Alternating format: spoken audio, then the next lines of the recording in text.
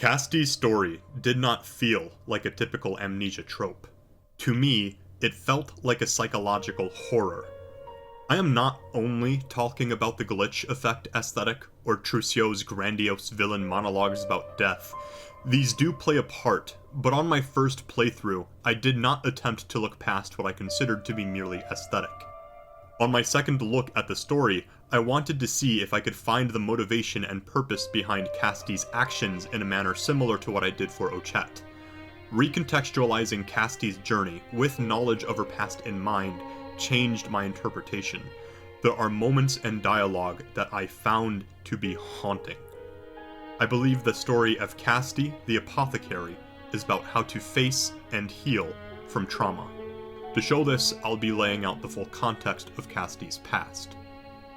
Castti is the chief of Air's apothecaries.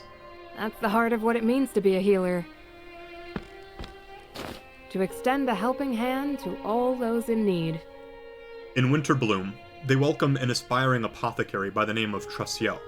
Trucio is first introduced as a very passionate healer, though on my second playthrough I saw that his fears seemed to be the motivating factor behind his obsession with his craft. I have to save her. I have to save her. I won't let Malia cry. I can't. I promised Yorna. But Rosa's illness is incurable. And I've only just begun studying the healing arts. Damn it. Damn it. I'm worthless. Worthless! Affected by the death of his younger sister, Trucio ties his self-worth to his ability to treat others. Looking to learn more about healing, he joins Castti. On one of their excursions, they meet a man who is in possession of the Book of Night. This is a book meant to radicalize people into being convinced that there is no salvation for humanity, and that all must be swallowed by shadow. Castti is described as showing eyes filled with a motherly strength, deep wells of kindness that belied a sense of fierce determination. However, Trucio falls. Trucio develops a compound that, when burned, causes poison rain to fall. He kills everyone in Helix's village. Castti and the rest of the apothecaries attempt to stop them, but are weakened due to their exposure to the rain. You risked your life to save Sally once. I did. I was a fool who hadn't yet realized the truth. What truth? Didn't you say you want to ease people's suffering? Save them with your own hands? Come now, Chief. What do you think suffering is, Existence. Castti is poisoned by the rain, but she still fights it to shout at Trucio that an apothecary's hands are not meant to take lives. This calls back to the motto of Air's apothecaries, and the central belief of Castti. Two members throw themselves on the fire to extinguish it, and Malaya, Castti's assistant, carries Castti through the field of corpses and out to a dock. Malaya sets Castti out to sea, however, she stays behind, losing her life. I want to summarize in order to call back to this experience. Castti was a chief of healers, her motto focused around her helping hand. Her protege twists this motto to cause mass murder. The poison he rains down infects Castti. Everyone Castti worked with and for has died because of the actions of someone she was teaching. Castti's identity as an apothecary used to kill, and Trucio's poison leaving a physical black mark on her arm. Castti is a very strong character. Her dialogue and actions show little to no hesitancy or uncertainty. I think that the cause of her amnesia is a subconscious trauma response to what she has faced. She receives advice from the sea captain who brought her on his ship. Know the seas, and you'll know thyself. An old sea dog taught me that proverb. Know the wind and the waves, always find you well, Castti. This can be understood to mean that someone who knows their craft knows themselves. This line is the first hint to a theme of Cassidy's story, that the method Cassidy has for healing the sick and injured is the same as the method for healing herself. When she arrives in Cannelbrine, she's greeted with strange looks. However, Cassidy tries to talk to them after finding out various people have contracted a sickness. She finds that her association with Ayre's apothecaries is the cause of the people's mistrust. In Cannelbrine, they are known as swindlers who pretend to treat the sick, and instead lead them to their death. Cassidy's first concern is the need to bring healing to those who are falling sick. You may be right. The truth is, I don't know if I am what you think I am. I remember little of my past. A likely story! We're on to you! Get off with you! Who I was and what I've done, I cannot say. Nevertheless, right now, all I want is to help the people of this town. She convinces them to let her help, locates the source of the sickness, and heads to the wellspring to purify it. Don't think badly of me. That takes care of the root of this illness. All that's left is to sprinkle pure balm leaves around, liberally. With the experience of performing her craft leading to greater trust with what Castti believes to be a stranger, she is given an opportunity to look into her past. Because Malaya is dead, my interpretation is that Castti is slowly exposing herself to the traumatic event that happened to her, made possible through the confidence in her identity being regained from purifying the well. This experience is painful for her. The screen flashes, and Cassidy falls over. Farewell.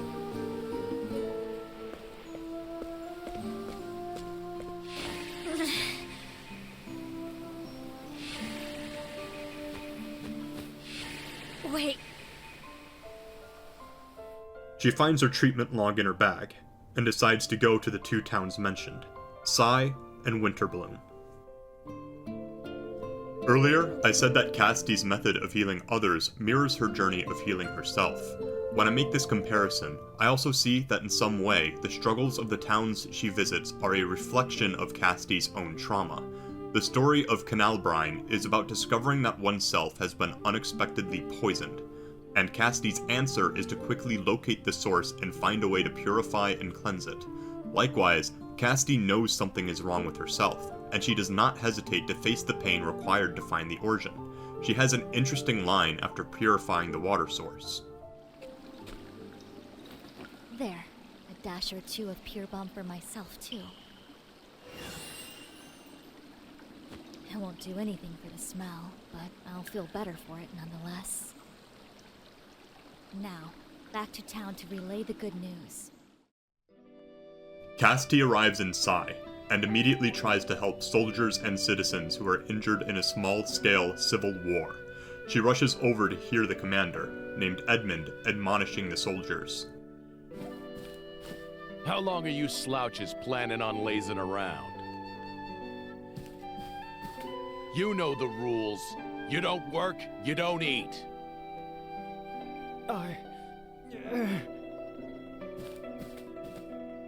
Castti interjects and gives treatment to the wounded. Injuries need time to heal. He cannot work in his condition.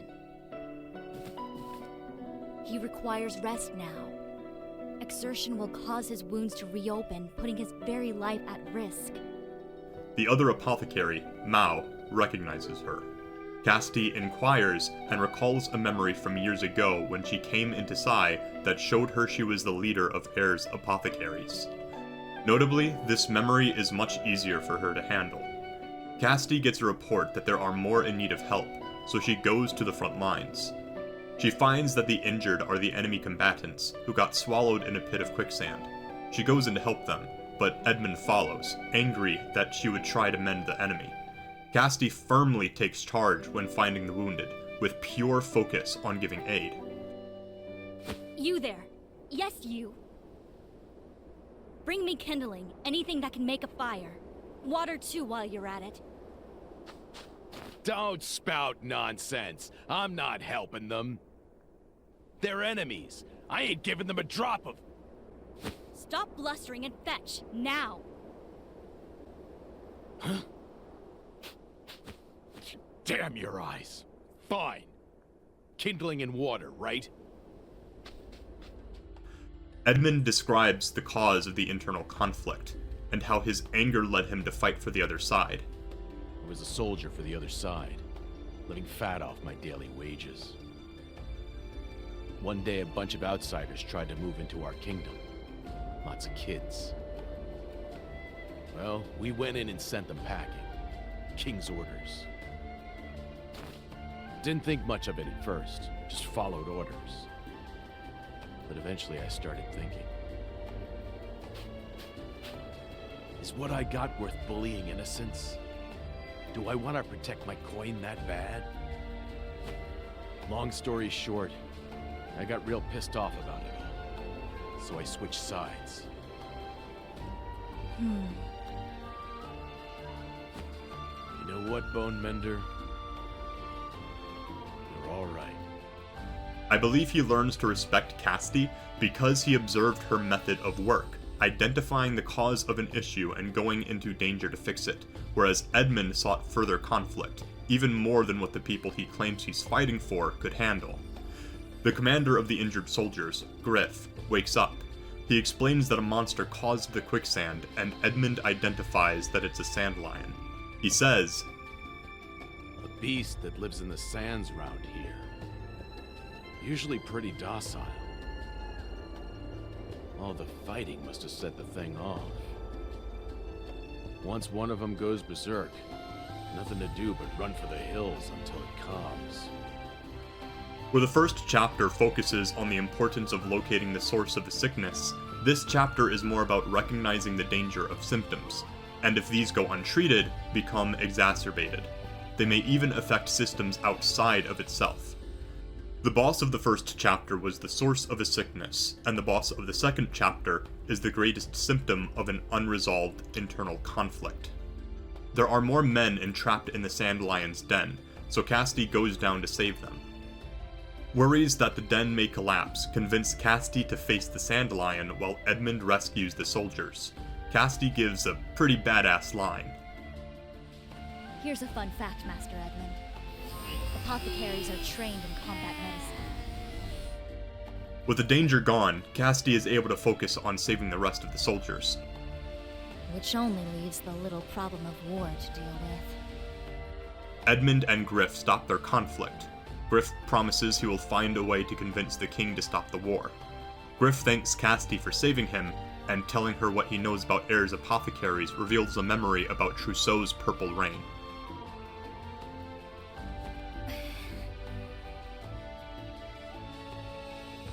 What was that horrendous rain? And who was that robed figure? I can't remember.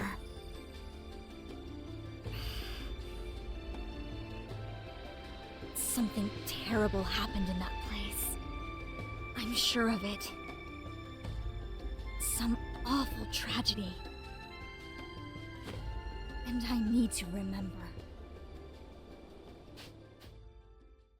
Castti arrives in Winterbloom, and is immediately recognized by the people there. They want to help Castti as she helped them in the past, so they tell her about the different ways she treated their ailments. They tell her the ruler, Lady Rosa, was very close to her, so Castti heads over to see her. Castti sees that Lady Rosa does not have long to live. Rosa knows this, but says she still wants to live a little while longer. Melia, Rosa's daughter, tells Castti about a herb garden she planted a few years back to help with Rosa's medication. These plants are well tended. I've taken care of them every day, Castti, just like you taught me. I think this is a clear parallel, Castti planting herbs for a lasting source of healing in the same village where she formed relationships with people. Now, these relationships have grown into a resource used to assist in Cassti's healing. Lily, Rosa's maid, explains to Castti that Melia has to turn 12 before being able to inherit the title of ruler from her mother. There, that should do it. Thank you, Melia.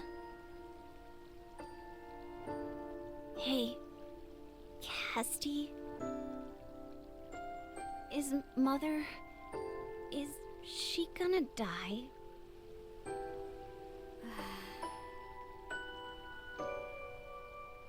I won't lie to you, Melia. I'm sorry. No, it's all right. Thanks for being honest. I've been with her all this time and watched her getting weaker. I expected this. Even after she became bedridden, she still put our town above all else. I want to follow in her footsteps. I want her to know her spirit will live on in me. Why do I have to wait until I'm 12? Back in Rosa's room, her nephew Greg harshly taunts her about her sickness. Melia calls Greg out of the room. Rosa defends Greg, despite his words, and says that he is misguided in placing his vision of the future over the needs of the people. Yet, he is too hasty. He plans to force his vision upon the people, and in his hurry to help, ignores their needs. So that's why you're so desperate to have Melia inherit your title. Forgive me, but I think I need to rest now. Castti hears that Melia was kidnapped, so she goes to the bar on the north side of town. In the bar, Greg tells Castti to stop administering to Rosa. Greg's hired hand, Pluck, grows impatient with the conversation. She knocks Greg over and confronts Castti. There's an easier way to make her disappear. Hold on. What are you planning? Depends on what she values more. Her money or her life. Stop! I hired you to stand there and look menacing, nothing more. If you walk out that door right now, I'll pretend like none of this ever happened. Mick! Mac! Yeah, boss? Little Miss Tough Girl here's on her way out of town. Show her the boot, and take her purse for the Drastic treatment is ordered. Finished. Has to be done. I know no cure for evil. After the fight, Greg expresses his loss of control.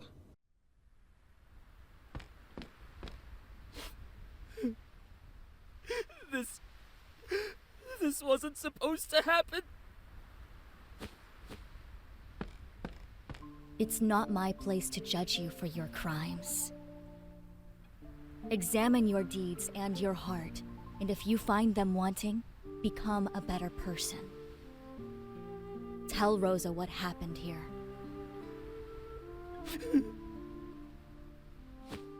What Castti says is a method of re-evaluating oneself in order to identify what requires change. Castti says it is not her place. There are different interpretations.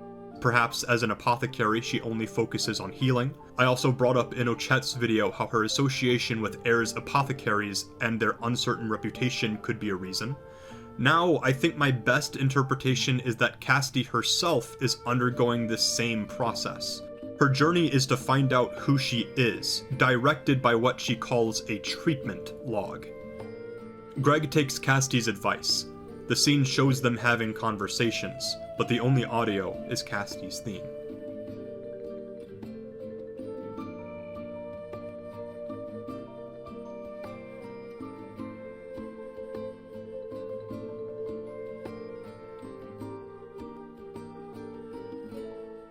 Rosa's condition is critical, and it's obvious she will pass away. She entrusts the town to both Greg and Melia. A memory from Castti reveals the reason that Rosa wished to stay alive to see her daughter turn 12. Castti, do you think I'll last until my daughter's birthday? Be strong, Rosa. You want to live to see Malia follow in your footsteps, right? I do. But that is only what I want for her as head of my household.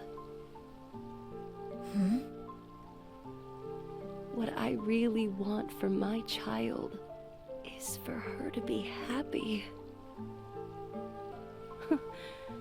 When I admit it aloud like that,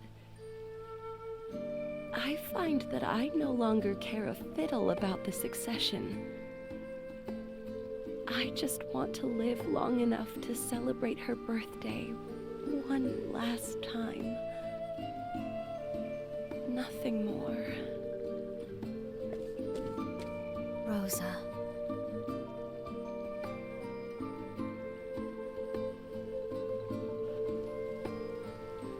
After Rosa passes, Castti talks to Malia, which reveals a memory about Trousseau.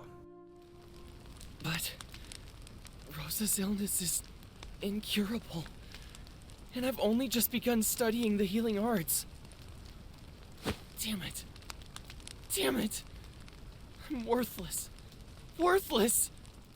I think this chapter is about the fear of losing control. Pluck was a way for Greg to forcefully gain control, but even this falls out of his hands. The flashback shows how Trousseau handles the death of his sister and how he is convinced his worth is based on his ability to heal Rosa. Rosa has no control over when she will die, but she does not fear it. She has a desire to live, but not to control what her death will bring, instead to keep showing her daughter the love she has for her. Rosa gives her daughter a gift. I give this to you. The brooch of joy. You're giving me your brooch? Happy birthday, my angel. Thank you, Mother. I'll cherish it always.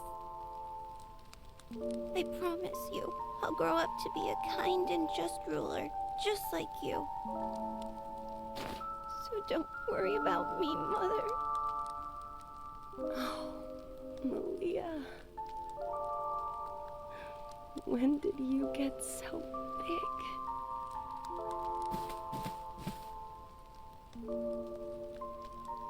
I'm proud of you, Malia.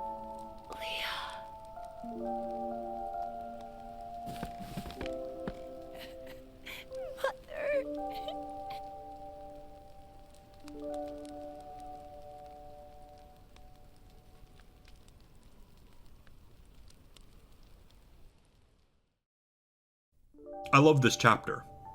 It shows the importance of forming and growing relationships.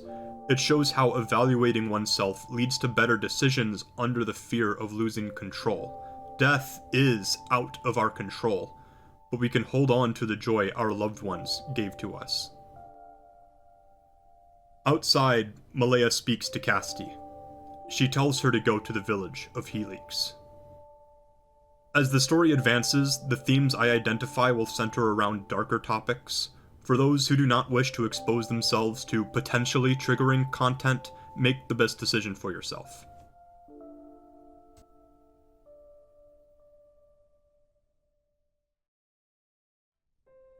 I already went over the tragedy in Helix village, but still would like to point a few things out. First, Castti gets a moment to inquire with the members of Air's apothecaries. Each one shows how Castti inspired them to take up the apothecary's craft. Later, there's a section where Castti runs to Mount Alifia with the other members following behind. It looked and felt like this was an RPG party with Castti as the leader. I even pressed the menu button to see if I could check their stats, but it wasn't available. However, the impression that this was Castti's family really stuck. This was Cassti's family. The memory that triggers this sequence is the Santinejo blossom. It was described to be very important to the heir's apothecaries, as it was capable of treating symptoms of swelling. The Santinejo blossoms were in full bloom in Mount Lithia. At the top, Castti gives Trousseau sky balm to help with his fatigue. She says she always has one on her. It is the care she has for her family. While collecting Santinejo blossoms, Castti tells Trousseau, It was your spirit that motivated me, that earnest desire to save a life. You showed empathy and kindness. As a fellow apothecary, it felt right to encourage that in you. This is the Santinejo blossom. It is what Trousseau destroys with his rain. Last is the snowdrop Malaya entrusted to Castti. It saves Castti from the lethal effect of the poison. It's her sacrifice to keep Castti alive. Castti, you have the power to save lives more than any other. That's why you have to live. Malaya, you and the others saved my life. Now it's my turn. I swear to you, I will stop Trousseau.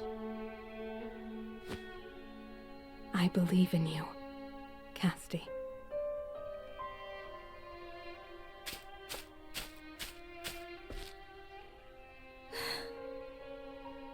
Goodbye, Malaya.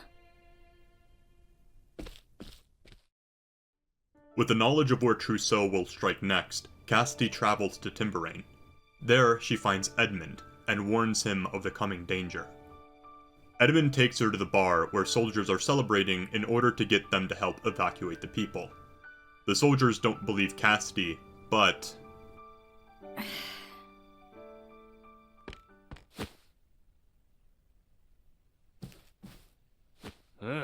What's that black mark on your arm? Made clearly uncomfortable at the fact they had a woman show a physical mark on her body in order to show that the danger she speaks of is real, they freeze. Griff steps in, chastises his soldiers for not listening, and gives an order to direct the people to seek shelter in their homes. Castti identifies where the wind is blowing, and the spot where Trousseau burns his flame. Trousseau.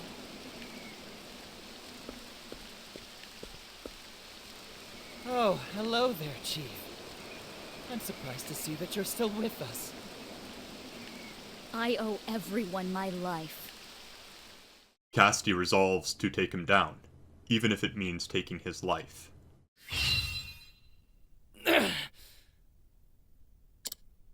Why? Why won't you understand? Think of the pain of losing the one you love. The horror of knowing that one day you will die. What worth is there in a life painted with pain and bitter regret?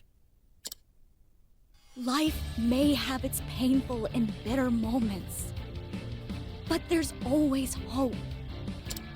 The hope to end pointless conflict. The hope to tell your daughter how much you care.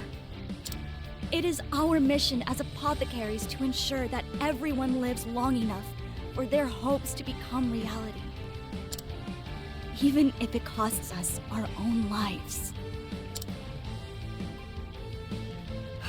Chief, look at you. So filled with futile suffering. Let me extend my hand to you and grant you salvation.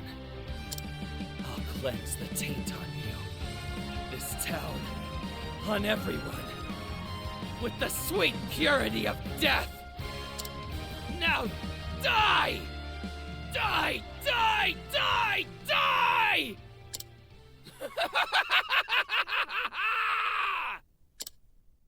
Castti wins, but starts to succumb to the poison. A vision of Malaya tells Castti to remember her journey. She purified waters in canal brine with pure balm. She prolonged Rose's life with scale bark to make it to her daughter's birthday. The sky balm she always has on hand for her fellow apothecaries. Santanejo for when she treated a child in Helix, and the snowdrop given by Malaya so that Castti would live. Castti concocts a cure. Well now. I'll pour my soul into this cure. The descriptions of the medications, each countering a factor of Trousseau's poison. The tooltip indicates what these mean. Her acts of healing, brought back to herself, this concoction is a representation of her deeds. But I still can't help but think this is more than the kindness she shows coming back to her. This is a concoction, a reflection on her journey and the life she lives, made to cure the poison. A poison that has physically marked her, made by the embodiment of the idea that existence is suffering, and oh God, has Castti suffered, and that the only salvation from suffering is death. I can't help but think there was a deeper darkness Castti struggled with. I think this is a story about a woman who overcomes her trauma and accepts she is worthy of her life. This is why I found Trousseau's words to be so haunting. I've watched so many die. Time and time again.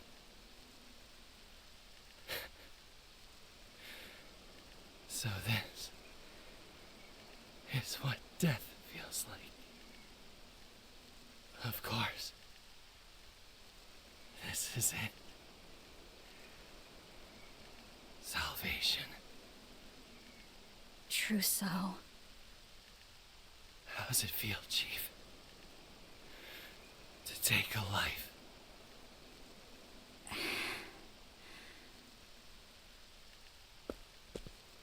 I had to extend one hand to take life in order to save 1,000 with the other. You haven't changed a whit, Chief. Not since I first met you. You haven't changed at all. But in this vast graveyard of decay, how long can you remain the same?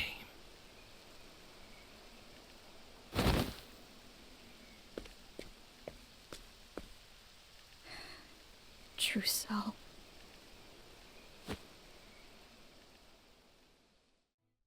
But for now, Castti has triumphed. She takes her cure and hands it off to heal any of the thousands of people who could have been infected by a sickness that can reach them even in the safety of their own homes. She keeps working until the town is healed. Then, she rests.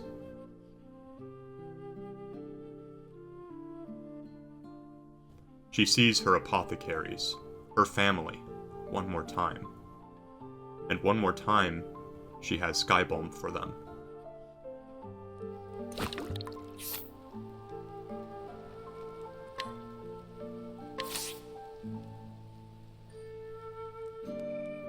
Though I said Trousseau's words were haunting, this isn't the end of Castti's story.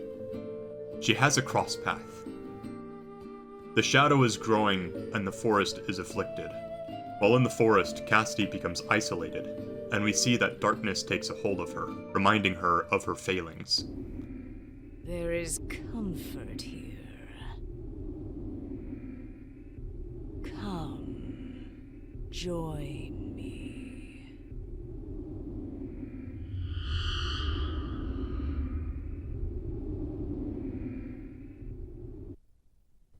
But Castti! Who's there? Castti! Castti has been blessed with more people now.